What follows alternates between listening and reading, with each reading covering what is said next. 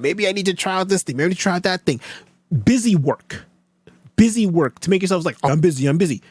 Okay, you're busy.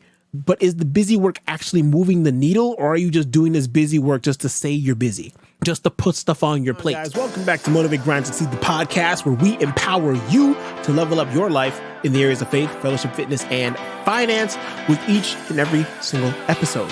In it, we pack practical and valuable tips for you guys to not just survive, but to thrive, with some high performance habits sprinkled in there just for you guys. If you all enjoy the show, please leave us a rating and a review, as it really does help the show, and it really does go a very long way. If there's any resources that we mentioned that are here in the show, don't forget to check out the episode's description, because they're going to be all listed there and linked there for your clicking pleasure. So, with all that out of the way, we're going to be talking today about something that I myself still struggle with and I am still working on. So you guys are going to have to help me with this one too. If y'all got any tips, DM me. But these are some tips that I found to defeat procrastination. So far, these have been working relatively well for me, but I'm always on the lookout for more tips. So if you guys have any, please check out the description. You're going to find my Instagram there, MGS Rashawn Heiliger. Go ahead, click on that. Send me a DM. I want to know what you guys are doing to go ahead and help defeat your procrastination as well, or tips that you all have got. If it's stuff from this list that's working for you, let me know. I can double down. If it's not working, or if there's something else that I don't list, let me know. I truly do want to know, because I really want to try it and see if it actually works out. What we're going to do is we're going to go through what I have tested that works for me to help to defeat procrastination. Now, any of these things can work by themselves, but the power comes in when you can actually mix all of them together. When you can combine everything together and really just combine, let's say like points 1, 5, and 6 or something like that, and you put them, man, look, let me tell you something, guys. That's where the money's made right there. Anyway, I'm getting off track here. Let's start talking about how to defeat procrastination. And the first point that we have is to set clear and achievable goals. Doesn't it sound like a lot of these episodes were starting off with the similar thing of setting clear and achievable goals? Because everything starts off with that. Starts off with setting a goal and figuring out why is it that you want that goal. It's that simple, really. What is it that you want, and why do you want it? If you don't know what you want or why you want it, then you're not going to do anything. And then procrastination is what? Putting off something that needs to get done because of whatever reason. So the reason could be you don't know what you want to do, and so therefore you keep putting off whatever task needs to get done, which is to figure out what the task is. So you procrastinate and you find something else to do, and you make an excuse for why you're not doing it. So set a goal, figure out why you want to do that goal, and work with that. Goals should be generally both work-related and personal life-related. So it should be work-related, whether you run a business, you work a 9-to-5, you're an independent contractor, whatever it is, it doesn't matter. It should be some work-related goal and something in your own personal life that you should always be working towards. Always have a goal. If you have something that you're always striving for, life is going to be that much more fun all the time. Second thing to defeat procrastination is time management. If you have a goal, you want to give yourself a deadline in order of when to actually get that thing done. You just have to. Otherwise, you're never going to do it. And that feeds into your procrastination of, oh, I'll get it done tomorrow because something else popped up that was super urgent. Or I'll get it done later. Whatever later is to you. That could be 2 months from now, 2 years from now. I don't know. You probably don't know either. So set a time of when that thing needs to get done. Period. Set a time. Find some time. Calendar notification. Whatever you got to do, set up a time of how long it's going to take, estimate, and what needs to get done and when do you need to get it done by. Let's say it's something that you can do right now. Follow the 5-minute rule. If it can be done in 5 minutes or less, just do it right now. For example, if you have laundry that needs to get put away, that's going to take 5 minutes. Just do it now. Don't put it off until later. Just do it right now. If you need to wash 2 dishes, okay, wash your dishes, and then that's that. Done. Okay? Wash your dishes, put them away. That's that. Whatever you got to do, if it can be done in 5 minutes, do it. If it can't, schedule it to be done for later. Okay? Another tip that I have for you is to actually modify the Pomodoro technique. Now, a lot of times what ends up happening is that people will use the Pomodoro technique in the traditional 25-5 method, and that works fantastically. But to help you defeat procrastination, sometimes you just need to get those small, quick hit wins. So what I recommend you do is to modify it a little bit. Start with shorter focus periods. Instead of 25 minutes of focus, if that is too much for you, start with maybe a 10-minute focus session. Just work for 10 minutes on something. You'll find it very common when people start doing meditations and things. They can't meditate for 25, 30 minutes straight. They can maybe do 2 minutes, 5 minutes. Start with something that's a lot more manageable and then move from there. Another thing that I want you to do, we talked about this in a past episode, is to create a distraction-free environment. Identify what is the most distracting thing going on right now in your life and find a way to minimize that distraction. If you need to, use some noise canceling headphones or noise canceling earbuds, whatever you got to do. Use white noise to block out the sound. I'm a big fan of binaural beats, so you can get those things for free off of YouTube. Do whatever you got to do. Find a way to remove as many distractions as you possibly can, because distractions are going to absolutely kill your productivity and just make you procrastinate those things even more. Because once you get a distraction, I look over here and I just go, oh, here's my little tracker thing. I have to go put this away. Oh, that also reminds me, my glasses, I should probably put those on for blue light blocking. Oh, I forgot to put this little stress ball away. Oh, I forgot to do this. I forgot to do that. All those distractions are detracting from the main thing you need to do. So put them all away before you get started working. So that way, when you take a glance, there's nothing there to distract you. Another thing that I want you to do, this was a big issue for me, and that is to address perfectionism. Address your perfectionism. It's going to be tough.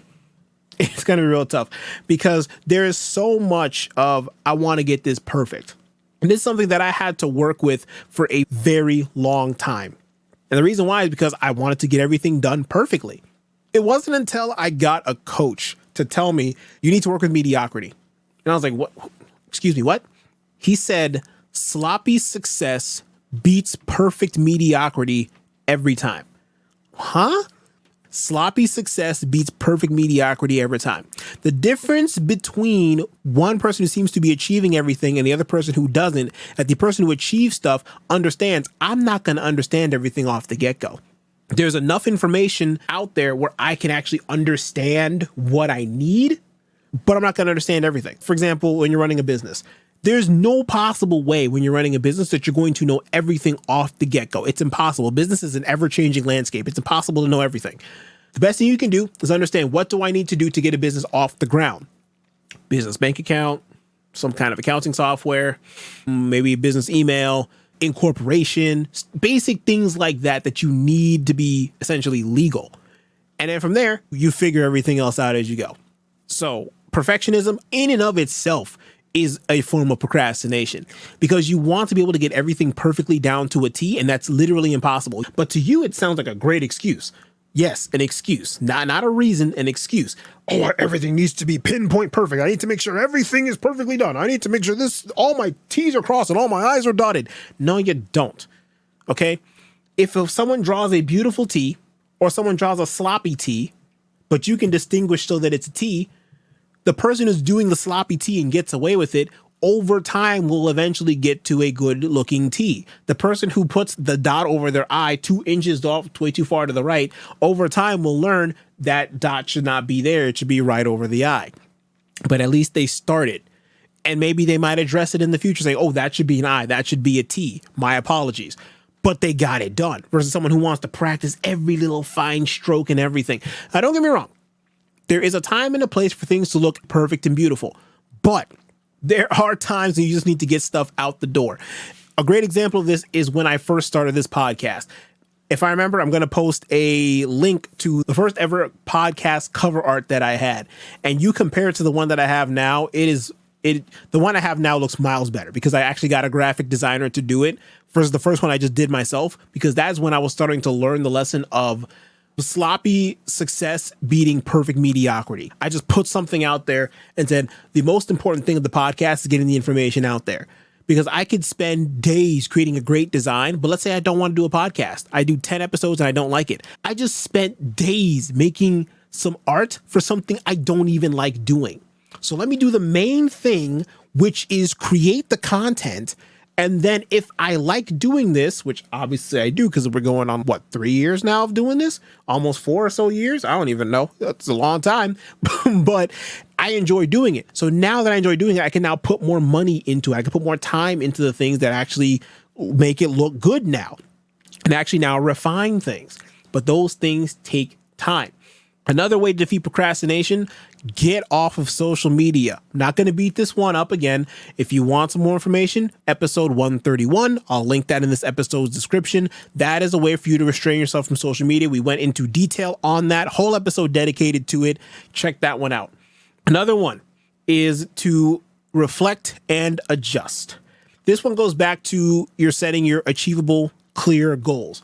Whenever you set the goal, sometimes your goal is good, but sometimes life changes. A great example is this podcast, right? If you go back to the first ever episodes of the show, you'll understand there was no such thing as the 4 foundational pillars or the 4 foundational cornerstones. There was none of that. It was just me talking about what I wanted to talk about. I was still finding what I wanted to do. I knew I wanted to be in the high performance space, which we're still in, but there was really no meat and potatoes around what it is I wanted to do with it. What I did when I took my first ever break from the show was I reflected and I adjusted. I reflected on what I was doing with the show, and I reflected and I realized what is the thing that I want this show to be known for? What can be that one catchphrase that everybody knows?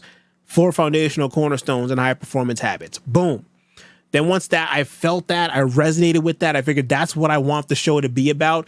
That's when I doubled down. We still stayed in the self-improvement, high performance space, but we pivoted a little bit to getting more crystal clear on what it is that I actually wanted to do.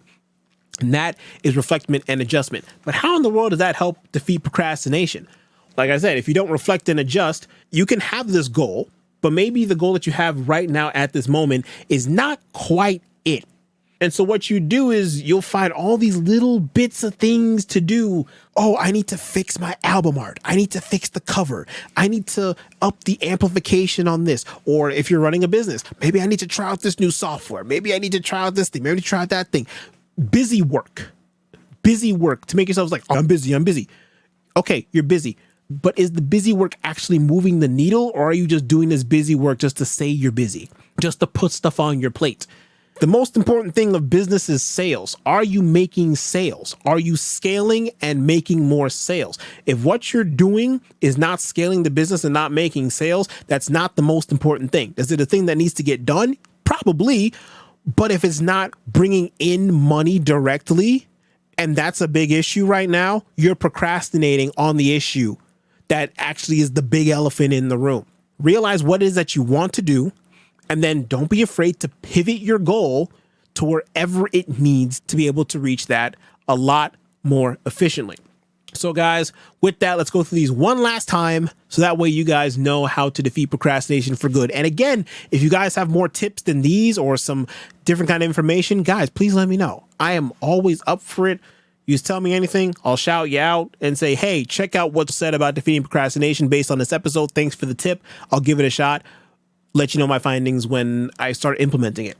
So again, defeating procrastination, set some clear and achievable goals, work-related, personal life-related. Work on your time management, guys. Work on your time management. Modify the Pomodoro technique if you need to. Create a distraction-free environment. I cannot stress that enough. Create a distraction-free environment. Address your perfectionism. Manage your social media. And lastly, reflect and adjust. And guys, that's what I have for you for this week's episode. Thank you guys so much for tuning in to another episode of Motivate, Grind, Steep, the podcast. And I hope you guys got something super, super valuable from this week's episode. If you guys enjoyed the show, again, leave us a rating and a review, as it really does mean the world to us. If you guys want to see the show notes and some of the extra episodes that we talked about in this episode, check out the description down below, where you're going to find out all the information that you need. And guys, with all that, I will see you next time.